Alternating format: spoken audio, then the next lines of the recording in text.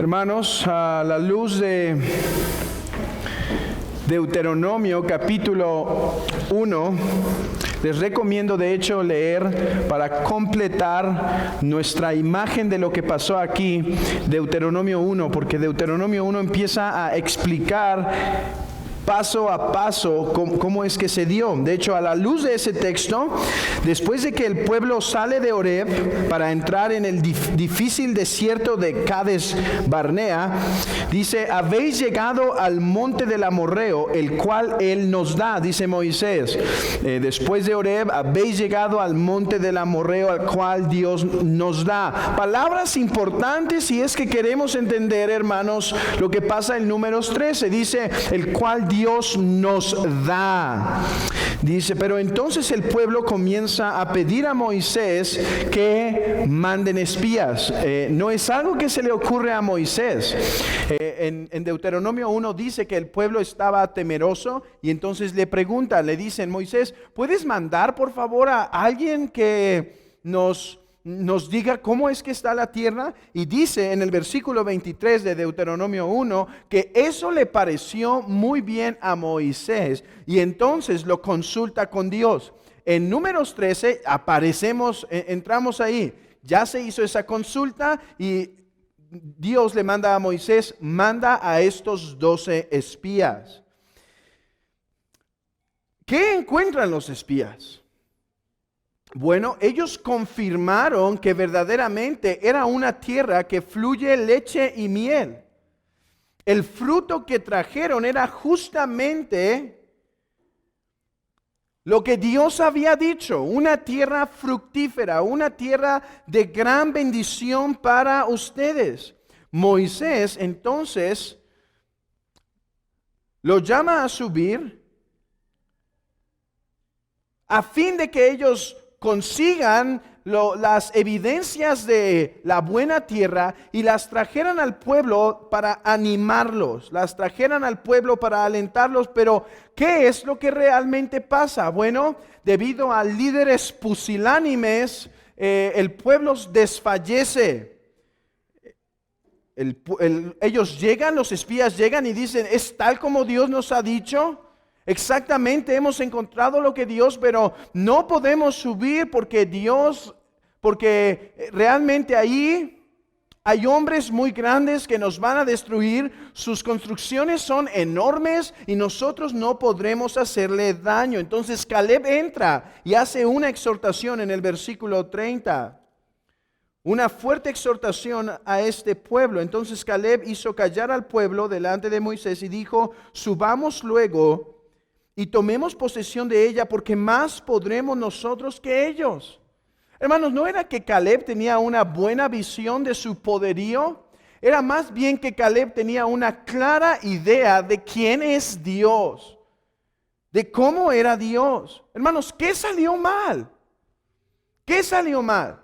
Alguien podría decir, bueno, los espías, no se tuvieron que haber mandado los espías, tenían que entrar directamente. Pero hermanos, si Dios lo aprobó, realmente fue porque esto podía ser para bien para el pueblo, ya que al ir, hermanos, se encontrarían varias cosas de mucha importancia. Por ejemplo, hermanos, pasarían por el sepulcro de Abraham. Cuando entran aquí, pasan por el Negev hasta Hebrón, justamente donde fue enterrado Abraham. Hermanos, ¿qué debieron haber hecho los espías, los 12 espías en ese momento? Debieron haber caído en sus rodillas y haber dicho, Señor, la promesa que diste a nuestro padre Abraham de darnos la tierra, ahora la estamos viendo con nuestros propios ojos. Hermanos, tuvieron que haber llorado, tuvieron que haberse quebrantado en su corazón, porque Dios 400 años antes le había dicho a Abraham que Él le daría un pueblo grande. A Abraham, con su mujer estéril. ¿Y qué hizo? Por medio de los patriarcas le dio una gran nación, hermanos. Ahora eran 600,000 hombres para pelear.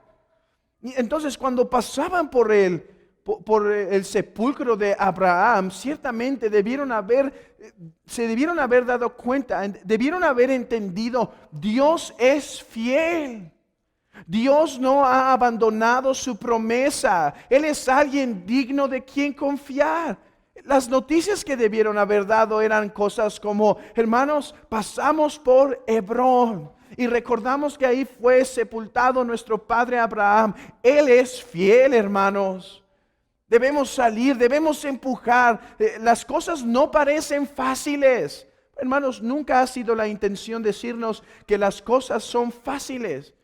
Lo contrario vemos en los evangelios. ¿Qué nos dice nuestro Señor Jesucristo? En el mundo tendréis aflicción. En el mundo padeceréis pruebas. Nunca se nos ha intentado esconder eso. Nuestro Señor, al hacerlos entrar ahí, no era desanimarlos por medio de las pruebas, era más bien hacerlos entender que Dios había sido fiel hasta ese tiempo. Además, pues si encontraron fruto, debieron haber, hermanos, traído aliento, debieron haber traído gran ánimo para el pueblo de decir, todo es tal como Dios dice. Así que, ¿qué debían decir ellos a la luz de las dificultades? ¿Temer? Hermanos, ¿qué debían hacer a la luz de contemplar lo difícil que se venía? ¿Temer? Pues quizá. Hermanos, el temor es una reacción natural. El temor es la reacción del alma a ciertos objetos que contemplamos fuera de nosotros, que concebimos estar fuera de nuestro alcance. Así que quizá debieron temer. Eso es normal. Pero debieron someter sus temores a la luz de las promesas de Dios. ¡Qué claro! Ejemplo, hermanos, tenemos en nuestro texto de lo que es vivir por fe y de lo que no es vivir por fe.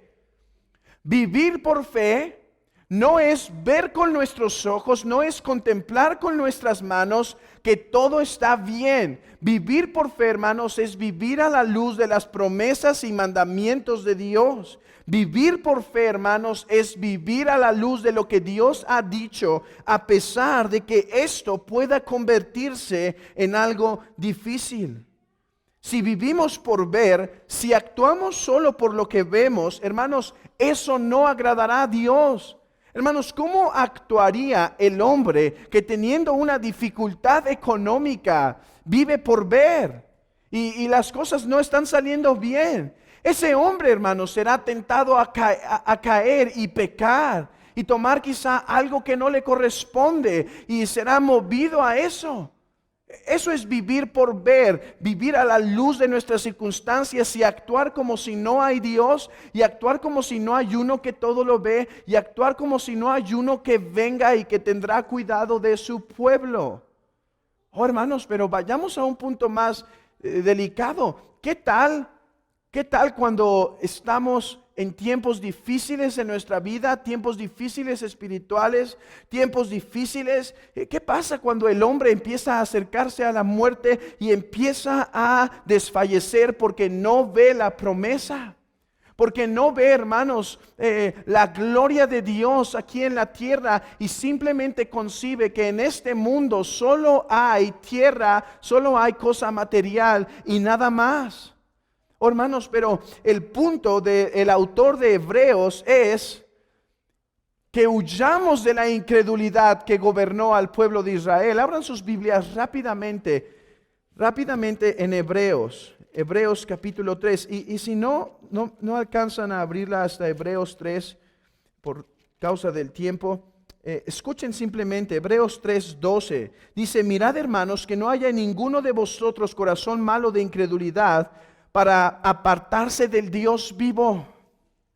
Dice, cuiden el corazón de que no vaya a haber entre nosotros un corazón malvado, incrédulo, que se olvide de las promesas de Dios y que se decida apartar.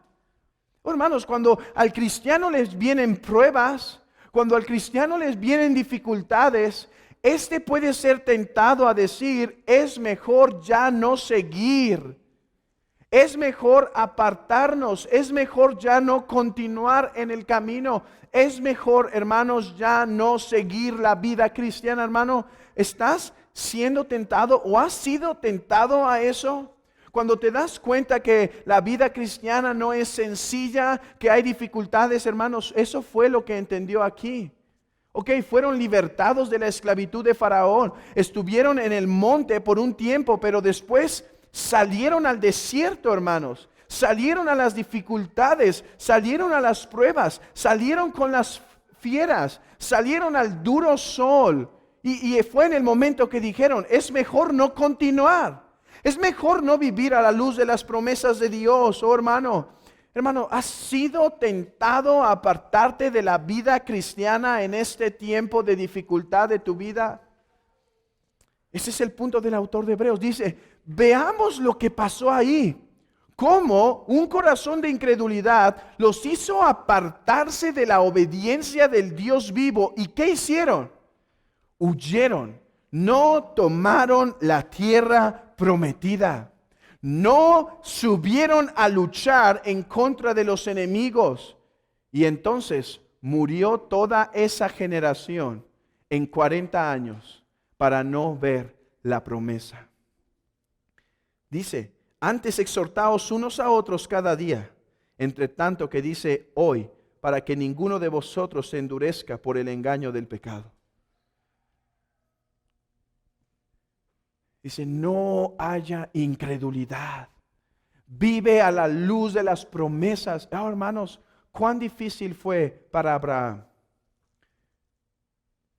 Una esposa que no podía tener bebés, caminar fuera de su tierra y de su parentela, dificultades. ¿Se acuerdan cuando se acerca a los reyes? Empieza a tener dificultades. Pero dice Hebreos 11 que Abraham vivía por fe saludando la promesa. Saludando la promesa. Oh, hermanos, en este mundo las cosas no serán fáciles para la iglesia de Cristo y para el cristiano. En este mundo habrá dificultad, pero como Abraham, hermanos, saludemos la promesa.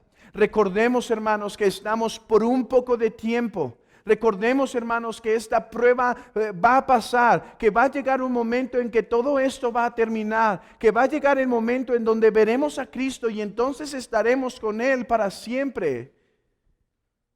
A la luz de esto, hermanos, ¿cómo podemos alimentar nuestra fe? ¿Cómo podemos huir de la incredulidad? Uno, contemplemos las promesas de Dios. Eso fue de lo que se agarró Caleb y después Josué y Moisés. Dijeron, hermanos, Dios ha prometido darnos la tierra. Agarrémonos de sus promesas. Y otra cosa, no solo nos agarremos de sus promesas, veamos sus hechos del pasado y confiemos, hermanos. Habían visto el mar abierto para que el pueblo de Israel pasara. ¿Qué cosa había difícil para Dios? ¿Qué dificultad no podría ayudarles a superar? ¿Qué consuelo les podría faltar? Y no solo, hermanos, contemplar las promesas de Dios y el carácter de Dios, sus obras del pasado. Contemplemos su fidelidad. Oh, hermanos, somos hombres infieles. Somos hombres que pecamos contra Dios, que nos olvidamos de nuestras promesas en contra de Dios. Somos, hermanos, fallamos frecuentemente, pero, hermanos, cuando somos infieles, Él permanece fiel. Él no puede negarse a sí mismo, dice la palabra. Él va a continuar. Él no va a negarnos las promesas.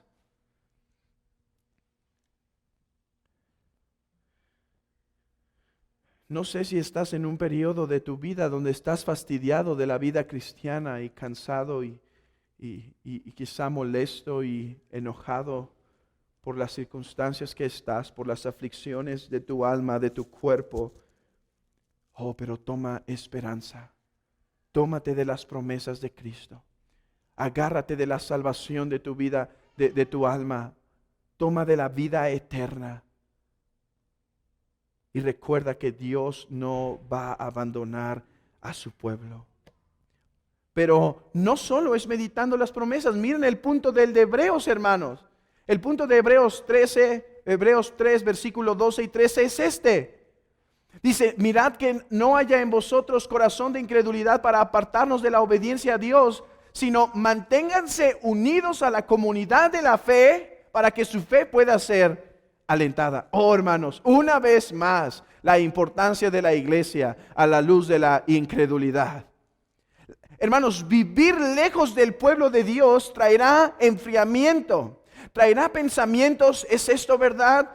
Traerá, hermanos, un corazón de incredulidad. Solo podremos mantener un corazón lleno de fe, un corazón que se mantiene en las promesas cuando nos aferramos al pueblo de Dios, en donde el pueblo se puede exhortar y se puede alentar en los días malos para tomarse de las promesas. Hermanos, ¿qué hubiera pasado? ¿Qué hubiera pasado si los judíos aquí hubieran hecho caso a la comunidad de la fe, Caleb y Josué y Moisés, en lugar de la comunidad de la incredulidad, los 10 espías?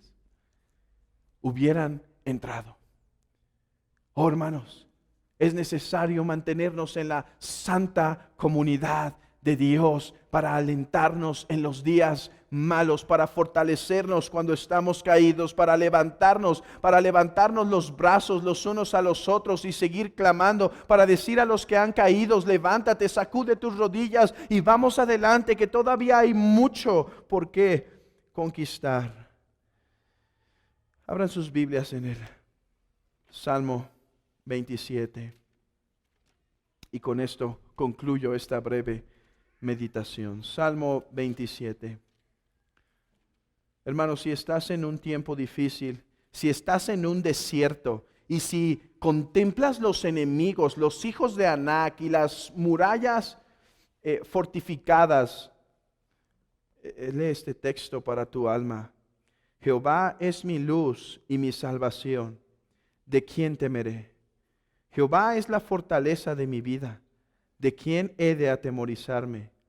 Cuando se juntaron contra mí los malignos, mis angustiadores y mis enemigos, para comer mis carnes, ellos tropezaron y cayeron. Aunque un ejército acampe contra mí, no temerá mi corazón. Aunque contra mí se levante guerra, yo estaré confiado. Oh, hermanos, si estás en un tiempo de dificultad, en un tiempo de prueba, tómate del Dios fiel para pasar el tiempo de prueba. Tómate del Dios que no falla. Recuerda las promesas de la vida eterna. Recuerda la fidelidad de Dios. Recuerda que Él no va a abandonar a su pueblo, hermanos. Él no los llevó hasta ese monte para conquistarlo, para abandonarlos ahí. Él iba a acompañarlos hasta el final, hasta que concluyesen la batalla. Hermanos, y así es para la iglesia de Cristo. Una gran prueba, una gran comisión se nos pone delante de nosotros, pero no hemos de pensar que Él nos dejará a nuestras propias expensas, sino más bien hemos de entender que Él va a ayudar a su iglesia hasta llegar al final. Ahora, tú que no estás en Cristo, déjame decirte algo a forma de preparar tu corazón para el sermón que viene en unos minutos. Si tú no estás en Cristo, si tú no te has puesto a cuentas con Dios, si tú no te has puesto a cuentas con el Padre por tus pecados, estas promesas de que Él va a estar contigo para ayudar en tu dificultad no están para ti. Estas son promesas para su pueblo. Estas son promesas para su iglesia. Si tú no te has puesto a cuentas con Dios por medio del Señor Jesucristo, no leas este texto. Eso es lo que el cristianismo flojo, quiero decir ligero, diluido de nuestra época intenta decir, animando a la gente, pero Dios está contigo y no te va a dejar. Vamos, campeón, échale ganas. No, si tú no te has puesto a cuentas con Dios, estas no son promesas para ti. Si tú no estás con Dios, Un ejército acampa contra ti y no hay quien te defienda. Si tú no te has puesto a cuentas con Dios, todavía eres su enemigo. Y tu mayor problema no son tus enemigos físicos, es Dios. Así que es un buen texto para no solo alentar la iglesia, sino preparar tu corazón y examinar si estás verdaderamente tú en Cristo. Tú que estás esta mañana aquí, ¿estás a cuentas con Dios? Si no, ese es tu mayor problema. Que el Señor prepare el corazón de los que están entre nosotros y aliente a su iglesia al escuchar estas verdades.